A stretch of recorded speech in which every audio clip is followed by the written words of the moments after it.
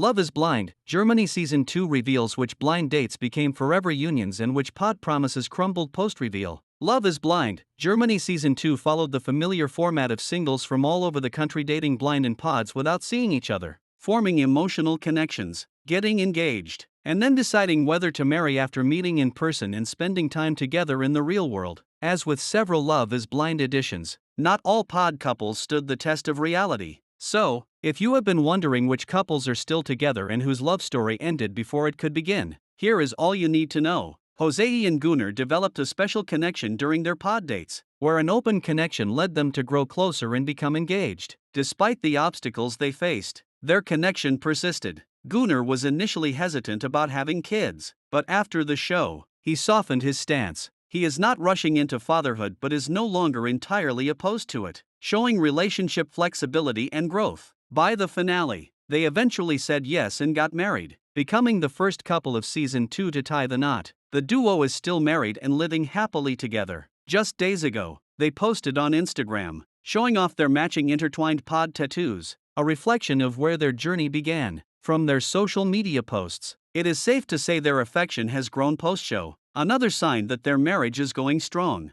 Jesse and Konstantin, still together, married cohabiting, a couple straight out of romance books. Love is Blind, Germany fans will be happy to know that Jesse and Konstantin are still happily married. The duo bonded early in the pods, sharing several common interests like soccer, skiing, carnivals, and parties, and their personal history only brought them closer, forming a real emotional attachment. Moreover, when Jessie revealed that her grandfather was a huge FC Cologne fan, Konstantin replied that his father had written the club's anthem. Konstantin also revealed that he had a tumor and was unable to hear from one ear, which connected them even more, leading to him proposing in episode 2. By episode 7, Jessie met Konstantin's family and eventually got married. The couple overcame the obstacle of geography when Konstantin moved to Swabia and gave up his apartment in Mallorca. Moreover, when Konstantin's brain tumor returned, they battled through together, and they often share their updates on social media, showing how their connection runs deeper than what we last saw of them. Yasmin and Andy formed a strong connection in the pods, but they had their fair share of trouble. While they initially bonded well, Andy showed visible insecurity when he tried to get between Yasmin and Dustin. This led to a heated argument between the two. Yasmin was worried about Andy's insecurity, and Andy felt he did not know Yasmin well enough. However, their connection was undeniable,